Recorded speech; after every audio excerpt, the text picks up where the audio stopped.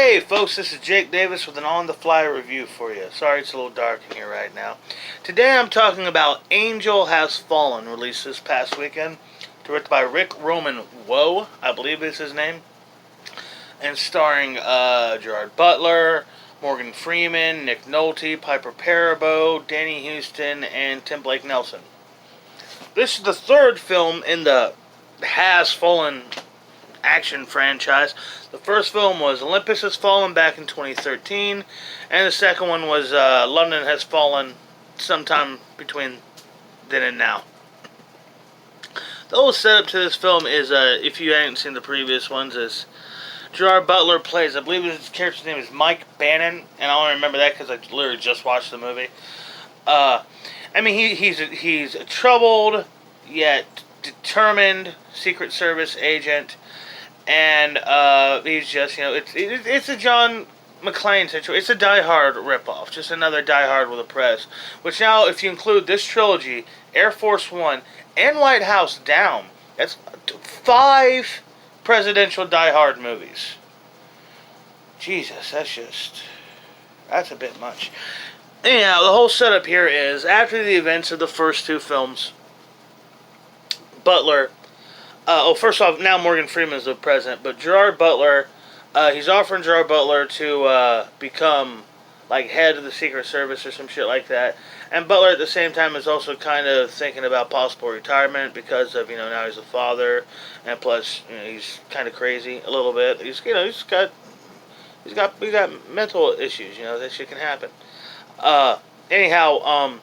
After a failed assassination attempt on the president leaves Butler's entire Secret Service team dead and the president himself in a coma, guess who is the guy who gets arrested and blamed for everything? Of course it's Gerard Butler. Oh, Jada Pinkett's in this. I forgot to mention her. But of course, so he has to clear his name the only way they ever know how to in movies, which is by becoming a fugitive and vigilante. Alright, first off, what I will give credit to this movie for.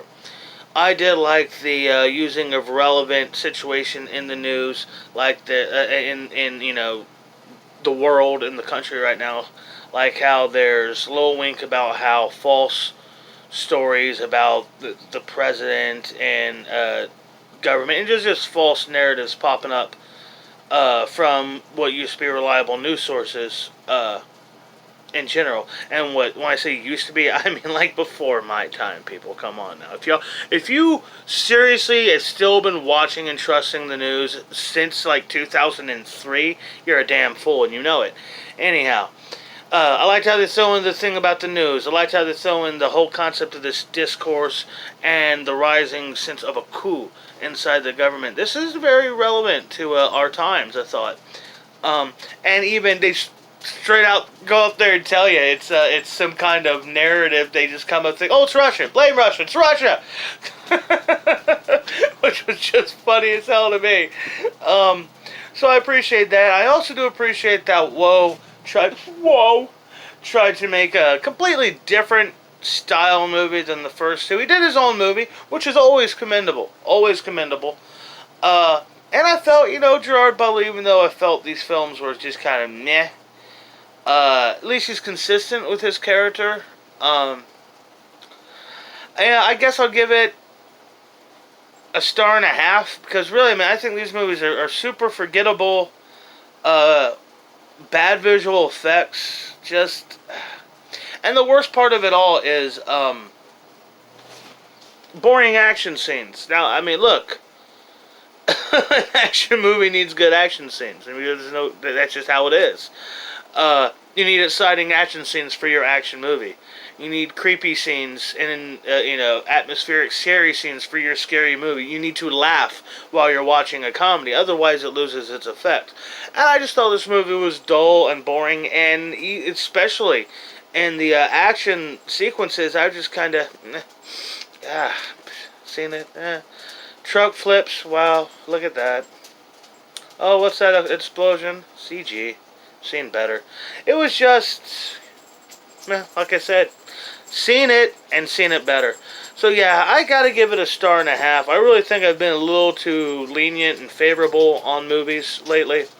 Too many movies getting too many extra half stars just cause be a nice guy. Fuck that. Fuck that. Anyhow, except The Lion King. The Lion King is still a turkey. I've been told I was too harsh on The Lion King, and it's really a good movie. But I never liked the original as it is, and I thought this movie was utter, unwatchable trash compared. Trite, even. Anyhow, hope y'all enjoyed this video. Watch my other videos. There are quite a few of them. I'm Jake Davis, and I will catch you on the fly.